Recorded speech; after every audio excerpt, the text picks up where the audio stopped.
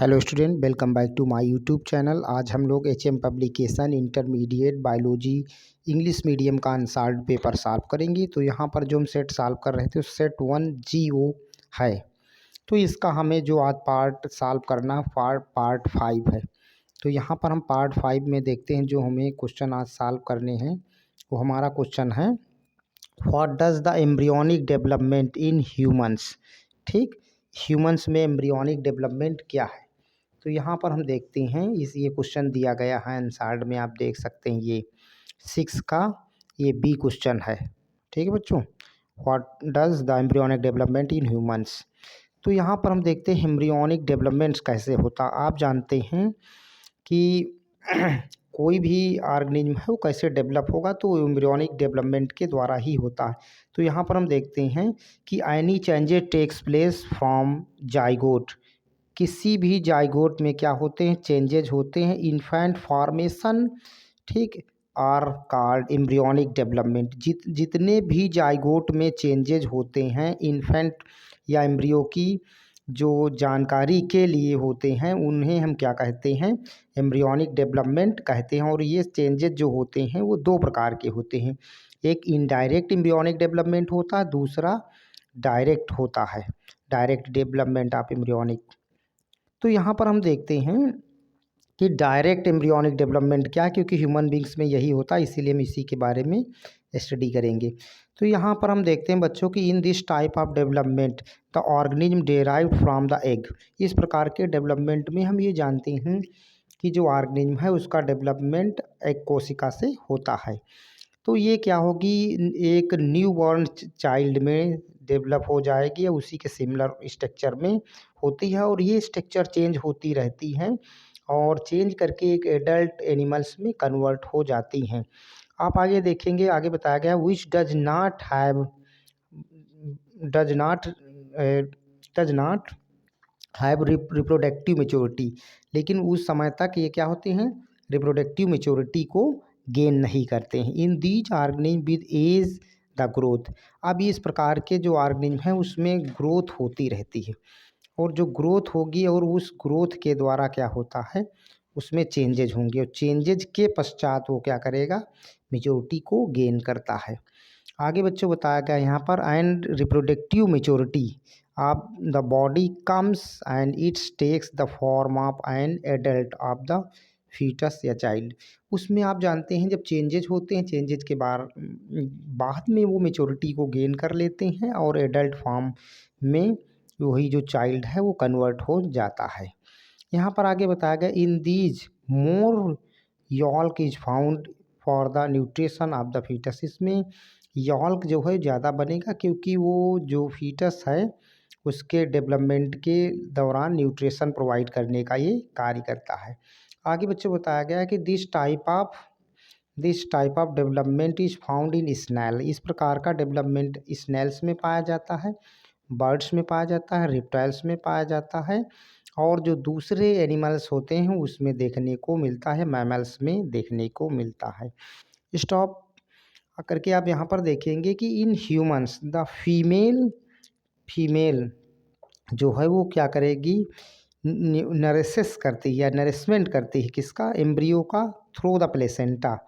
जो ह्यूमन की फीमेल है वो प्लेसेंटा के द्वारा एम्ब्रियो को नरिशमेंट करने या न्यूट्रिशन प्रोवाइड करने का कार्य करती हैं। तो इसकी जो ऑफ स्प्रिंग होगी, प्रोड्यूस होंगी ह्यूमन बींग्स में, वो डायरेक्ट मेथड के द्वारा प्रोड्यूस होती हैं। आगे हमने बच्चों बताया फर्टिलाइजेशन। तो fertilisation in humans found in fallopian tubes और ओविडक्ट। आप जानते हैं ह्यूमन की फीमेल में फर्टिलाइजेशन कहाँ होता, फैलोपियन ट्यूब में, स्थमस रीजन के पास होता है, या हम ओविडक्ट भी इसे कहते हैं, उसमें होता है। After this action the process of embryonic formation start. इसी प्रोसेस के पश्चात एम्ब्रियोनिक जो एम्ब्रियो का बनना है वो स्टार्ट हो जाता है, और इसमें डायरेक्ट एम्ब्रियो डेवलपमेंट होता है। इसका विकास ह्यूमन बीइंग में कहाँ होता है, यूट्रस के अंदर होता है। फिर ये लाइफ प्रोसेस, उसमें एक लाइफ का चक्र चलता रहता है, और चक्र चलता रहता है, और ये कहाँ हो रहा बच्चों, माँ के यूट्रस में कंप्लीट हो जाता है। कंप्लीट होकर के कुछ फॉलोइंग स्टेप्स को दोहराता है, यहाँ पर हम बताएंगे भी। पहला क्या है, cleavage of zygote and formation of Marola. जो जाइगोट है उसमें क्लीवेज स्टार्ट हो जाता है, ये भी हमने एक वीडियो में अपने दिखाया है, उसको देख लेना। फिर वो मरूला में चेंज हो जाता है, जो एक सॉलिड बॉल लाइक 16 सेल्स की स्ट्रक्चर होती है, 16 सेल की स्ट्रक्चर होती है। इसके पश्चात आप देखेंगे बताया गया फॉर्मेशन ऑफ ब्लास्टोसिस्ट। तो ये ब्लास्टोसिस्ट बनाएगा और ब्लास्टोसिस्ट स्टेज में ही जाकर के जो जाइगोट है वो क्या होता है, यूट्रस की मेम्ब्रेन से इंडोमेट्रियम से जुड़ जाता है और इसे हम क्या कहते हैं, एम्ब्रियोब्लास्ट कहते हैं। इसके बाद में ये क्या होगा, इम्प्लांटेशन हो जाता है अब एम्ब्रियो के फॉर्म में, इसमें यूट्रिन वॉल से, जिसे हम इंडोमेट्रियम कहते हैं, उसमें जुड़ जाता है। फिर डेवलपमेंट करेगा और कुछ एक्स्ट्रा एम्ब्रियोनिक मेम्ब्रेन फॉर्मेशन करने का कार्य शुरू कर देता है। जब मेम्ब्रेन फॉर्म हो जाती हैं तो अब वो प्लेसेंटा को बना लेता है, एम्ब्रियो क्या करेगा, प्लेसेंटा को बनाएगा। इसके बाद इसमें गास्टुलेशन होता है, वो गास्टुलेशन के पश्चात उसमें क्या होता है, गास्टुलेशन के दौरान ही माइटोटिक डिवीजन होते हैं और ये सब हो करके वो क्या करते हैं, उसमें 3 प्राइमरी रिप्रोडक्टिव स्टेजेज दोहराता है एम्ब्रियो। वहाँ पर आप देखेंगे कि इन इन आप फ्यूचर्स जो है उसमें देखेंगे जो 3 रिप्रोडक्टिव स्टेजेज हैं वो क्या होती हैं, बन जाती हैं और उसी दौरान क्या होता है, उसमें आर्गेनोजेनेसिस होती है या उसमें आर्गन बनना शुरू हो जाते हैं। यहाँ पर हम देखते हैं बताया गया है आगे बच्चों, डिलीवरी के दौरान या पार्ट्यूरेशन के दौरान क्या होता है, चाइल्ड का जन्म हो जाता है या बच्चे का जो बर्थ है वो हो जाता है और ये बर्थ कैनाल के द्वारा बाहर निकल आता है। अगला इसमें जो कमेंट पूछा गया था आप बच्चों देखेंगे, ये पूछा गया था इसी के 6 के सी पोर्शन में, क्या comment upon sickle cell anaemia in short.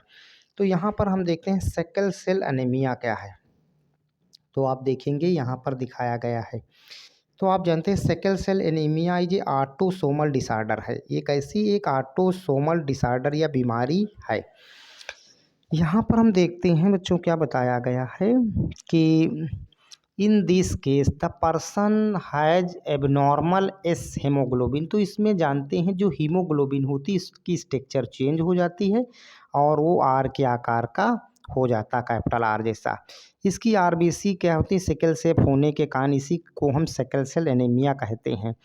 तो इसमें जो नॉर्मल हीमोग्लोबिन होगा उसकी बीटा चैन जो होगी उसमें पॉलीपेप्टाइड चैन जो होगी वहाँ पर आप 6 पोजीशन जो होगी वो बदल जाती, वहाँ पर क्या होगा, ग्लूटामिक एसिड आ जाता है और आप देखेंगे कि यहाँ पर क्या होता है, जो यस हीमोग्लोबिन है वो पाया जाएगा, जिसी को हम सिकल सेल हीमोग्लोबिन कहते हैं या ऐसे पेशेंट को जो ये रखता है वो सिकल सेल पेशेंट कहलाएगा। अब यहाँ पर हम देखते हैं कि जो ग्लूटामिक एसिड था वो 6 ठीक है पोजीशन वाला, वो वहाँ पर बीटा चैन क्या होगी, रिप्लेस हो जाती है वायलिन के द्वारा।